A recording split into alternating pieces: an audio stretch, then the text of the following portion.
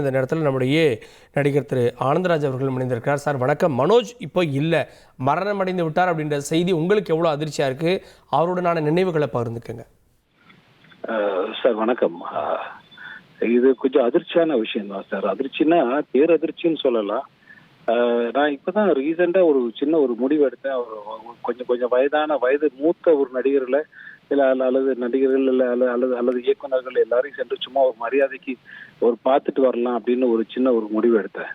ஆனா அதுக்கிடையில இப்படி ஒரு செய்தி நான் ஆக்சுவலா ஷூட் முடிச்சுட்டு இன்னைக்கு தான் சென்னைக்கே வந்தேன். இப்போ ஆக்சுவலா காஞ்சனா 4 ஷூட்டிங் நடந்துட்டு இருக்கு. அதனால அது கொஞ்சம் முடிச்சுட்டு கொஞ்சம் ஃபார் ஃப்ரம் த சிட்டி அதை முடிச்சுட்டு இப்போதான் நான் சென்னைக்குள்ளே வந்த உடனே இப்படி ஒரு செய்தி கொடுத்தாங்க. அதை ரீகன்ஃபார்ம் பண்றதுக்காக நான் பேசிக்கிட்டு இருந்தேன். ரொம்ப பேரதிர்ச்சியா இருக்கு சார். அப்படி இறக்குற வயசும் அவருக்கு இல்லை. ஏன் ஆண்டவன் இவ்வளவு அவசரப்பட்டு எல்லாரையும் கூட்டு போறான்னு தெரியல. என்ன நடக்குதுன்னு எனக்கும் புரியல. அவங்க குடும்பத்திற்கும் அந்த குடும்பத்தை சார்ந்தவர்களுக்கும் திரு பாரராஜா அவர்களுக்கும் அந்த அந்த அந்த அந்த மன வலிமையை ஆண்டவன் தரணும்னு வேண்டிக்கிறேன். எல்லாம் வல்ல இறைவன் அடி அவரோட அவருடைய ஆன்மா இளைப்பாற வேண்டும் என்று விரும்புகிறேன். அவருடைய மனைவியும் என் கூட ஆக்ட் பண்ணிருக்காங்க. அவங்களுக்கு தெரியும், நந்தினி. அவங்க ரொம்ப ஒரு நல்ல குடும்பம். ஏன் இவ்வளவு சீக்கிரம் இருக்கு? 2 குழந்தைன்னு நினைக்கிறேன் அவருக்கு, இல்லைங்களா? I think so. தெரியல எனக்கு. அநேகமா இப்போ ஆமா, நைட்டுக்குள்ள நான் அநேகமா அவங்க வீட்டுக்கு போய் பார்க்கறதுக்கான வாய்ப்புகள் இருக்கு. இது ரொம்ப ஷாக்கிங்கா தாங்க இருக்கு. ரொம்ப வருத்தமா தான் இருக்கு. இப்போ கூட ரீசெண்டா அவரை நான் மீட் பண்ணி பேசிட்டு இருந்தோம். நாங்க ஆனா என்ன சொல்றது, இது ஒரு பாடமா எடுத்துக்கிட்டு இன்னும் இருக்கிற நடிகர்கள். இப்போ மனோஜ் பத்தி எல்லாரும் சொல்றது ரொம்ப பழகிறதுக்கு ஒரு இனிமையான எளிமையான ஒரு நபர் அப்படின்றாங்க. அவருடைய பழக்கம் அப்படின்றது எப்படி இருந்தது? கண்டிப்பாங்க. நான் அந்த கேப்டன் மகள்னு ஒரு படத்துல பாரராஜா சார் அவரோட நான் டிராவல் பண்ணும்போது ஒரு கிட்டத்தட்ட நீண்ட வருடங்களுக்கு முன்னால் நினைக்கிறேன். அப்ப அவங்க அலுவலகத்துக்கு போறது, அப்ப நான் ஹீரோ பண்ணிட்டு இருந்த நேரத்துல அவரோட நெருங்கி பழகுற ஒரு வாய்ப்பு கிடைச்சது. அவரோட நான் ஆக்ட் பண்ணியிருக்கேன். திரு மனோஜ் அவர்கள் நாங்க சூப்பர் படம் பண்ணும்போது நிறைய படங்கள் ரெண்டு படங்கள் நான் அவரோட ஆக்ட் பண்ணியிருக்கேன்.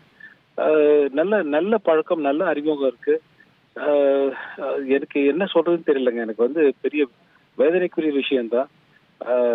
அதாவது ஏன் இவ்வளவு அவசரப்பட்டு ஆண்டவன் எல்லாரையும் அழைச்சிக்கிறான்னு தெரியல. துக்கம் ஹுசேனியோடைய ஒரு துக்க செய்தி வரும்போது இது ஒரு செய்தியா நமக்கு நிக்குது. இந்த மாதிரி நிறைய விஷயங்கள் நம்ம மனசு தாங்கணும், நம்ம தயாராக்கணும் போல இருக்கு. நம்ம மனசு தாங்குற அளவுக்கு சக்தியை ஆண்டவன் கொடுக்கணும்னு நம்ம வேண்டிக்க வேண்டியதா இருக்கு.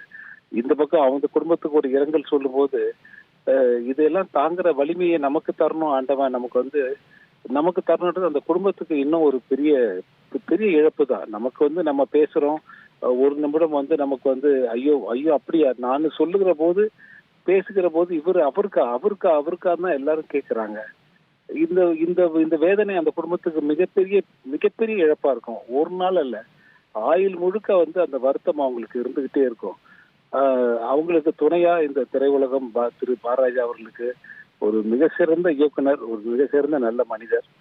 அவருடைய குடும்பத்தில் ஏற்பட்ட இந்த சோகத்தை கண்டிப்பா எங்க குடும்பத்தில் ஏற்பட்டதா நினைச்சு நாங்க பகிர்ந்துக்கோம் சார். கண்டிப்பா. என்ன சொல்றது, சொல்லுங்க. நன்றி சார். இணைந்து அவருடனால உங்களுடைய நினைவுகளை பகிர்ந்துக்கிட்டீங்க. இணைந்ததற்கு நன்றி. செய்திகளை உடனுக்குடன் தெரிந்து கொள்ள உடனே சப்ஸ்கிரைப் பண்ணுங்க.